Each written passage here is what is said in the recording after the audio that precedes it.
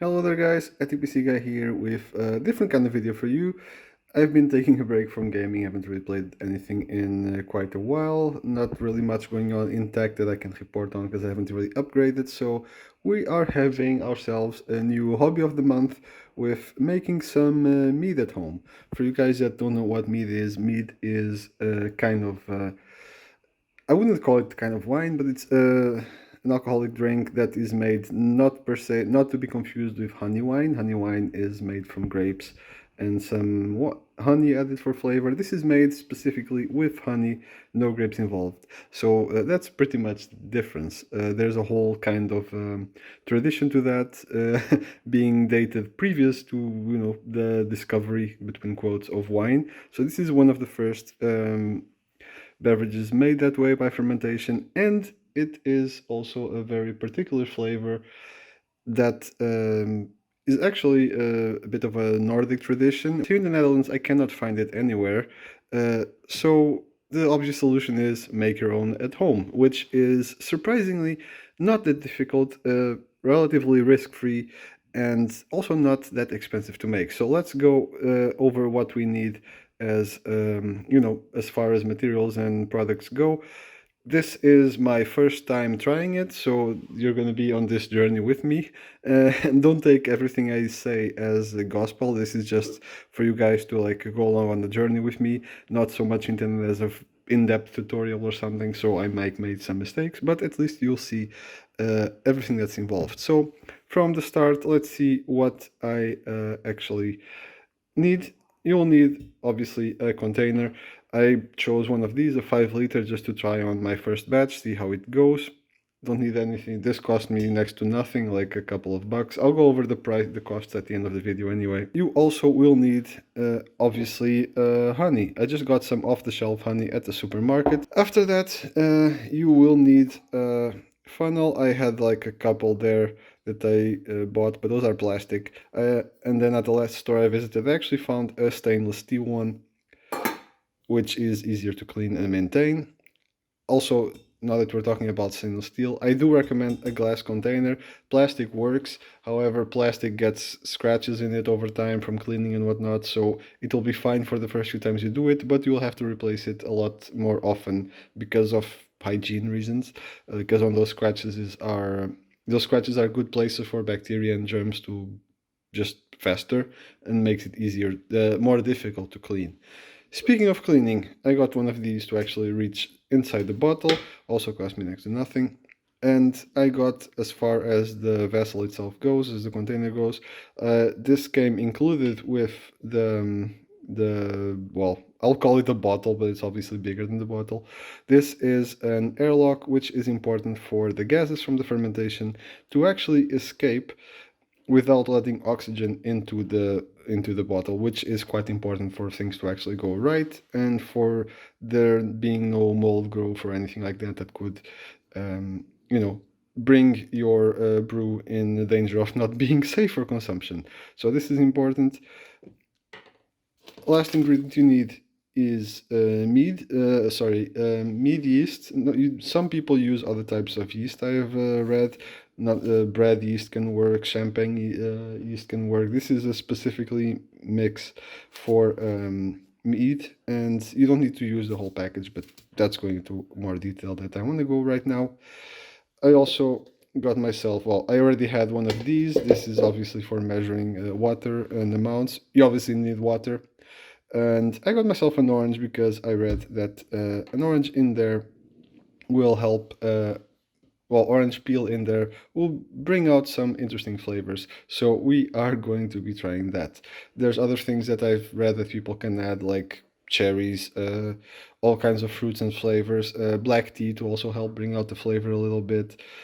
That's beyond the scope. I'm going to try to keep it nice and simple, and I'll leave the complications for the next few batches if this one is successful. Before anything else, you are going to want to clean and sanitize everything. Now, the difference between cleaning and sanitizing: cleaning is just getting rid of whatever debris or dirt there might be in there, just superficial cleaning. Sanitizing is using an actual sanitizing agent that will get rid of any bacteria or germs or mold or yeast or whatever that might be present that could affect the quality and hygiene of the end product. You will want, for cleaning, you can use just your regular old dishwasher, rinse it afterwards, let it dry.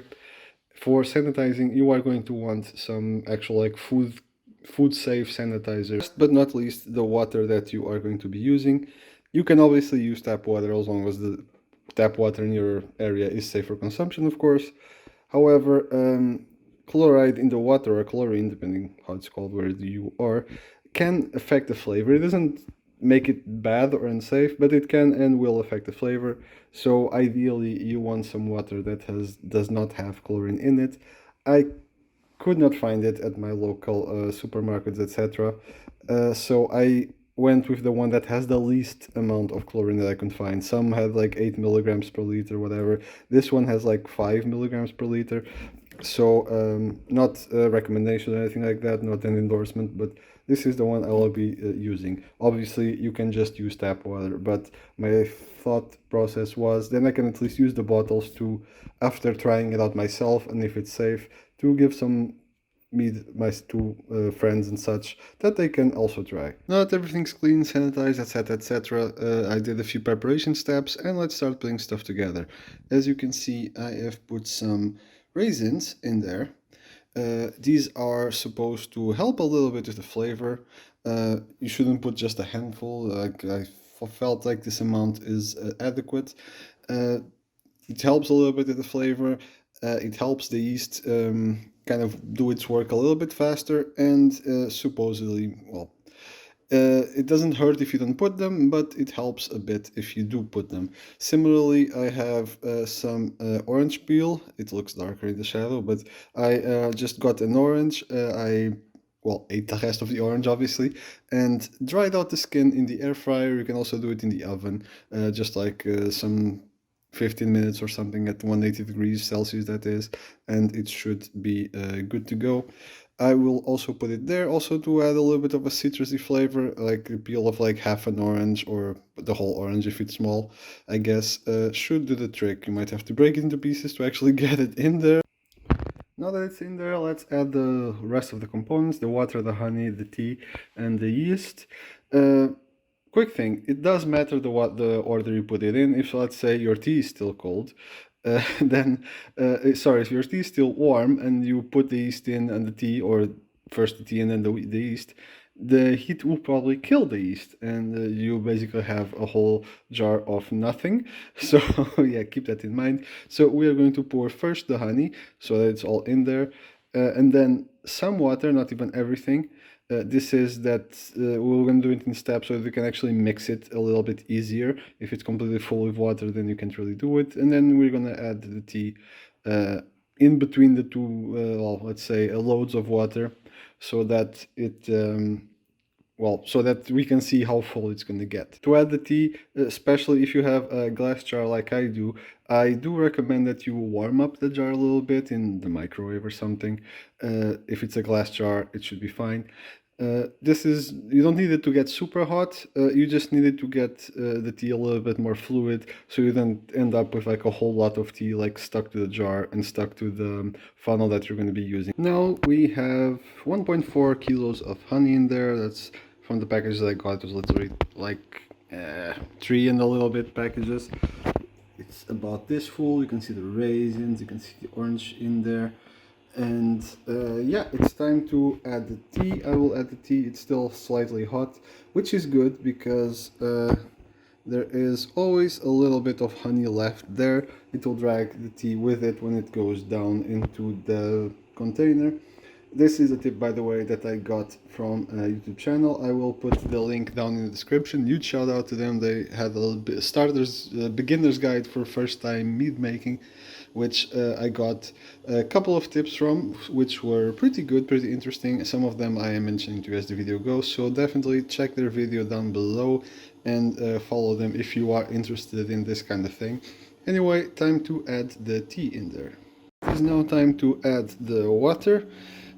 You will want to add, from the proportions I saw on several videos and several resources I read, you will want to add roughly For this amount of honey, roughly 3.4 liters of water. However, you also need to make sure that you don't overfill it, which is why I got like a slightly bigger 5-liter bottle, so that I don't have to overfill it, because you don't want to fill it more than like here where the neck of the bottle begins, because there's always a little bit of expansion and whatnot, and you don't want like stuff to just pour out of the airlock. We are going to fill it like just a little bit here, maybe like halfway through the height, and then we are going to give it a good shake to mix it. You really want to shake it, well, if you have something to actually close it, perfect. Otherwise, just shake it side to side, covering the top so nothing actually falls out. So I added like 1 bottle of water. That's 1.5 liters roughly. I shook it, and shook it some more, and it seems to be pretty homogeneous to me. It's important to do this to get like plenty of air in there to like really get some oxygen for the yeast to work. You need it to be oxygenated also like in the liquid itself, so that's why it's important to shake it so well. um, After the fermentation actually starts, you don't want oxygen in there, or when you're bottling it, but that's the story for later when it's actually all ready and done. But for now, this seems to be fine. I'm going to fill it, like I mentioned, until like right about here. Gosh, I'm tired. So after all that shaking up, it gets pretty heavy towards the end. It's once again mixed pretty uniformly. You're gonna swirl it a few times more during the fermentation process, don't worry. Okay, so this seems fine. The foam is completely normal. We are going to be adding the yeast. You can add it, well, since I have a pretty big bottle opening, I can just add it directly. Otherwise, you can use a funnel to get it in there. I'm gonna add the yeast, and then we're gonna put a cap on it. Like I said earlier, I got yeast specifically for mead. You can use other types of yeast. Some bread yeasts are also okay or even good. Others are a bit worse, apparently, from what I read. Since it's my first go, I felt like getting a specific mead one would be a lot better. This type, it should be able to achieve around 14% alcohol. This is pretty much a max before the yeast kind of like dies anyway. And you don't need to put the whole package. If you do put more the whole package, the only thing that's going to happen is it's going to go a lot faster, the fermentation. So I'm going to put like maybe half of it, maybe let's say 2/3 of it, and call it a day. Now the yeast is in there, it's all floating on top obviously, and what you want to do now is give it not really a good old shake like we did at the start, but give it like a little bit of a swirl. Alright, now that the yeast is mixed in properly, it's time to put the fermentation cap, the airlock as well it's also called. Now a small note before, you see these like, I'm going to try to point at them, you see these like white clumps that you can see here, there's one like they're floating on an orange peel. Those are just yeast clumps. They're not mold, they're not harmful, they are just, well, yeast clumps, like I said. They might form again here floating on top during the fermentation process. If that happens, just you need to shake it every day or two anyway, so it mixes in properly. If that happens, that's completely fine, that's completely normal. If you see other types of growth appearing, like either here or on the bottle or on the surface or whatever you name it, if you see something that's like not like white or similar to white color, if it's anything like, I don't know, blue, brown, black, you name it, then it's time to throw it all away, because that's mold and that's actually harmful. It shouldn't happen because mold needs oxygen to actually grow, and there shouldn't be much oxygen left in here when the yeast actually starts working. Just sanitize it, try it all over again, and make sure you sanitize it good so it's actually gone this time. For the fermentation cap, this one came included on the bottle that I bought, and what you are going to, I shouldn't even have put it here, what you are going to want to do is fill it up with whatever sanitation liquid you use. That should, as I mentioned, be food safe. You want to fill it like half or so on both sides, so just tilt it so the fluid moves, and you want to fill it like I said, half on both sides ish. What that's going to do is when the gas, I'm going to put it on just so I don't have to hold it. When the gas from the fermentation starts to come up, the CO2 that's going to be expelled, it will come here, and it will escape out of the top once the, the cap is actually removed. And that's going to keep it nice and, well, it's going to let the gas explode without actually getting oxygen in there. It is filled with sanitation liquid, so there's no impurities or bacteria, whatever, crawling in. And it actually will let you will see in the fluid the gas like moving out, especially when you shake it. You are going to see some gas moving out. If you don't have one of these caps, there's two things you can do. If your bottle has like one of those, well, I don't know how you call it, one of these screw caps on it, you can just put the cap on and loosen it a little bit. If it's like this one and doesn't have that, you can use like a party balloon, which I don't have on hand, fasten it with an elastic, a rubber band, and poke some holes in the balloon with a needle, and that way the carbon dioxide can still escape from in there without letting any air in. It is important that you don't just close it with a completely airtight thing, otherwise the pressure will build up, and one of two things will happen. Either there will be no fermentation because there's too much CO2 in there, or the bottle will explode, which can be dangerous if you're using a glass bottle. And even if you're not using a glass bottle and that happens, you're going to have like 5 liters of a sticky mess to clean after that, whatever the bottle is stored. Okay, now that part is done. It is, I filled it like halfway, but once you put it in, the air escaping from, the cork being put in, is going to push it slightly like that, so that's completely normal. Now I took off the cap, and now I just have to find a nice place for it to rest. It should be preferably out of contact with like direct sunlight, and it should be somewhere like in the temperature range of like 18 to 24 degrees Celsius. I will put, for all conversions, I will put like a measure on the screen or something like that, so people that use Imperial System can know what the hell I'm talking about. Anyway, this is it pretty much. Now what you have to do is every day or so you just walk up to it, you see if everything's okay in terms of no weird growths, nothing, and you just give it like a good shake like this. Just give it like this, a little good swirl. Maybe for a little bit longer than I did and a little bit more vigorously than I did, but that's the general idea. Just to mix everything up in there and make sure oxygen gets like distributed in the mixture, and that the gases escape and everything like that. And when you do that, you should probably see if the fermentation is happening, the gas, like a few bubbles popping and escaping from there. That's also a good sign to see if things are actually going on as they should, or if the yeast is dead. And on average, I've seen people talk about like 3 to 4 weeks. I've seen people talk about letting it ferment for like 7 weeks or something. I'm going to just see how it is. I put a bit more yeast than recommended, so after like 4 weeks, I'm going to see if things are still happening as they should. I'll record a few updates in the meantime. I won't post it every time, but I will then make an end video when everything is done and ready to let you guys know how it turned out. Hopefully it turns out well. I really loved every mead that I have tried. This inspiration actually came from a small restaurant slash, well, cafe, whatever you want to call those places, bar, at my hometown. I'll actually put a link down below so you guys know where I am talking about if you ever visit Portugal. I cannot go there anymore since I'm living in another country. At least I can't go there regularly, but they had this really, really nice sweet mead that they poured on tap, and it was just the bee's knees. It was just freaking amazing. And this is my attempt to try to recreate that in a way, at least. So we'll see how that turns out. It's a pretty safe recipe as long as you sanitize everything. If you drink it before it's ready while the yeast is still active, worst thing that will happen is you'll probably get a stomachache or stomach issues, let's say.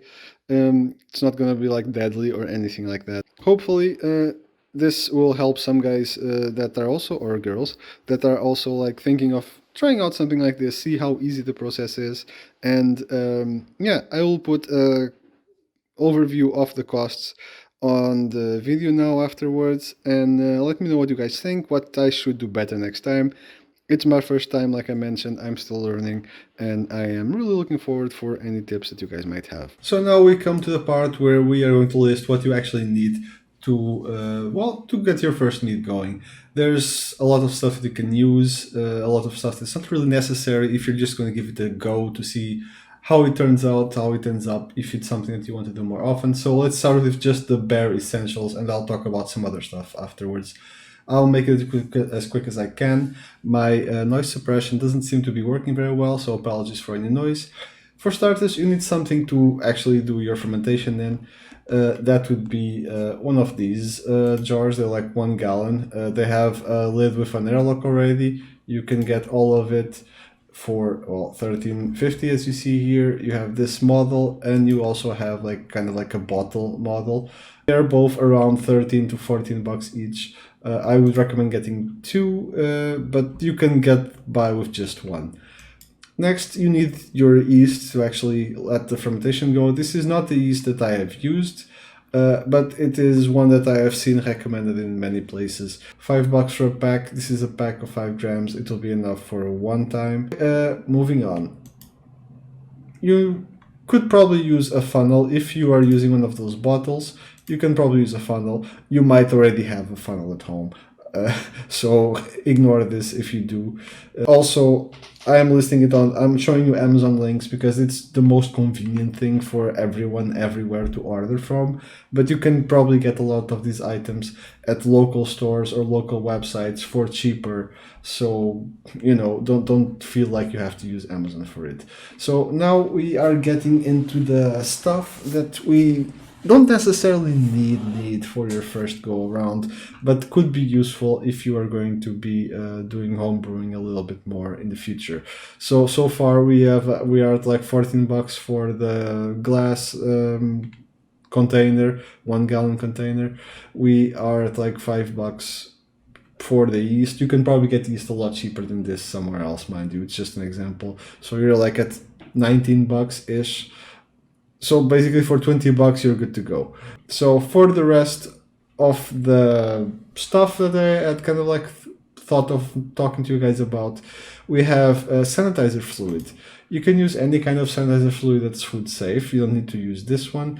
I have seen recommended in a lot of places the Star Sand, sorry. That seems to be out of stock right now. This one, however, is very similar. It's a very small bottle of it, but you will need to dilute it anyway. So this is probably going to last you like several fermentations. This is basically just to disinfect everything. It's food safe. You don't need to worry if there's like a little bit of residue on your containers, whatever, after rinsing.